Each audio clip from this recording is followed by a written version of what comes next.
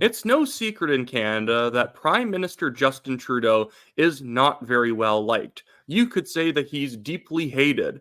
But even I was kind of shocked by this recent poll result that puts Prime Minister Justin Trudeau not even in the top two preferred candidates for the Liberal Party leadership. If they had a new leadership race, Prime Minister Justin Trudeau in his own party could easily lose, and even the top two people above him, even they're not even particularly well liked. It's not like a ringer was brought in and that person would be muscling out Trudeau. People just want anybody else but him.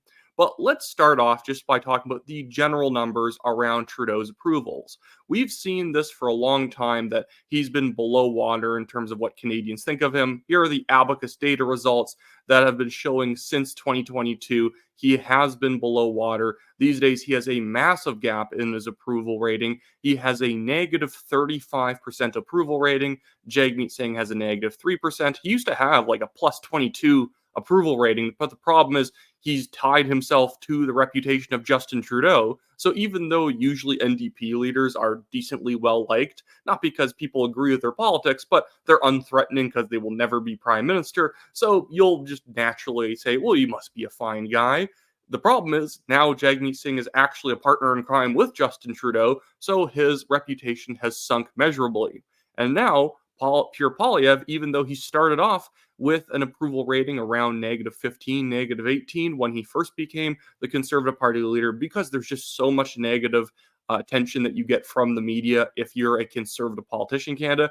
He has still fought through that, and now he is a plus 3, which in reality is probably more like a plus 15, because again, the bias in the media, the sort of social pressure to not like a conservative, to think that they're dark and scary, is very much present. So if you're getting a plus 3, it probably means that under the surface, when, based on how people behave, they actually like you far better than they'll even admit to a pollster.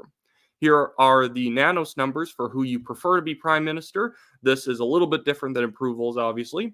But right now, 35.3% of people in Canada prefer if Pierre Poilievre was the prime minister. Only 23.3% of people want Justin Trudeau.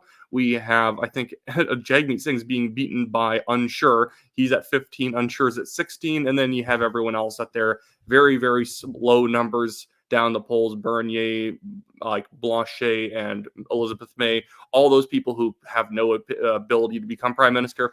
Well, let's now get to the main event, that being a Liberal leadership poll that was done by Nanos, showing that Trudeau is not even in contention for his own party's leadership. And you could say, well, this might be mixing in a lot of non-liberals, asking them their opinion. But this happens all the time with Conservative leadership races. They'll ask everyone, well, who do you like? Pierre Poilievre, Jean Charest, Leslyn Lewis? Do you like Aaron O'Toole, Peter MacKay, Derek Sloan, Leslyn Lewis?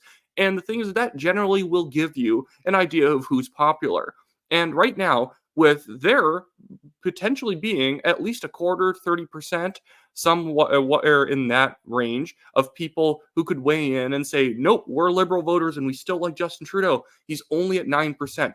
This means, let's assume all 9% of Trudeau's polling is coming from Liberals. That means if you take that 9% away from the 23, 24% the Liberals usually have, there's 15% of people who don't want him, who are Liberal voters, if we assume 100% of his 9% here is coming from Liberal Party supporters. But this is what I mean when I say he's not even technically he's in the top 3 in terms of candidates. He's behind Mark Carney here, who has a 15%. Who has 15% of people preferring him to be the new Liberal Party leader.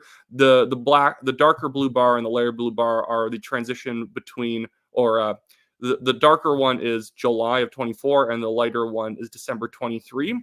So Justin Trudeau has been in a holding pattern. He's still at 9% after all this time.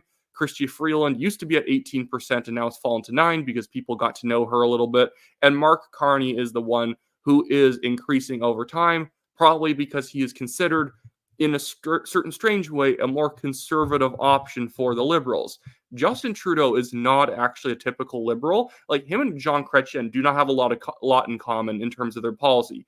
Mark Carney is still to the left of a Jean Chrétien, but he also isn't what I would call an orange Liberal like Justin Trudeau is. Justin Trudeau cares more about social issues. He cares more about social justice and equity before he cares about managing the debt, better public finance, paying down, getting reducing the deficit, getting inflation down. That's something where even if Mark Carney would still be a bad prime minister in my mind, he at least cares about those things. He is a little bit more of a 90s liberal. But it is funny to see Chrystia Freeland literally having the amount of people who would prefer her to be the liberal leader falling from 18% to just 9. Because when Justin Trudeau started really, really falling in the polls and they started doing these liberal leadership polls just for fun, seeing where people are at, Chrystia Freeland was considered a successor. And then in the past 2 months, Justin Trudeau has been throwing her under the bus for apparently doing a bad job. After the Toronto St. Paul by-election, he's immediately started knifing her in the back, trying to get rid of her. And it seems like a lot of Canadians, either from just disliking Freeland the more she's in front of the camera, as well as liberals basically being told do not back her, that they've all stopped supporting her in these polls. But even Mark Carney, Freeland, Trudeau, and all the also-rans are still being beaten by unsure and none of the above, which are effectively the same the same answer, but none of the above and unsure have a combined 45% in this poll, which is almost more than every single other person here combined. The other people here, it's like Melanie Joly, Francois Philippe Champagne, Anita Anand, Dominic LeBlanc, Sean Fraser. Sean Fraser is the funniest one here to me. They tried to make this man like the second Trudeau. And even though he's been given immigration minister, he's been given the Ministry of Housing, he's been given big frontline files, and he's fumbled them so hard that now he's like this embarrassing stepchild of Justin Trudeau that they are trying to increasingly not put out there too much.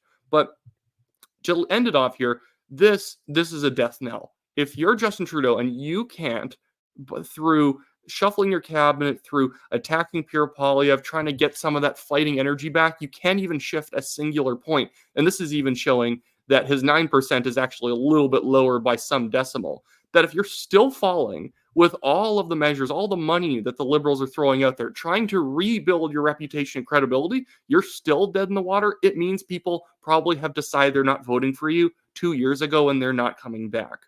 Anyways, that should be it for me today, guys. If you want to contribute to my legal fund, that's in the Give, Send, Go link in the description below. You can go sign up on my website if you want to be on the mail list, WyattClaypool.com. That's also linked in the description below. And if you live in British Columbia, I am currently out here in Abbotsford helping Bruce Banman in Abbotsford South and for the Conservative Party of British Columbia to win the entire election. We won a majority. So if you live in BC, there's a BC donation link in the description below as well. If you donate $100, you get 75% of that donation back on your taxes. So it really only costs you $25.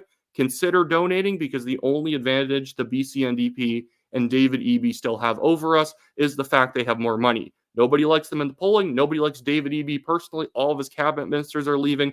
The only thing they have left is that last quarter they raised about 2.6 million and the Conservatives raised 1.1 million. If we can catch up, then it's an easy election to win. Anyways, that should be it for me today, guys. Have a good one.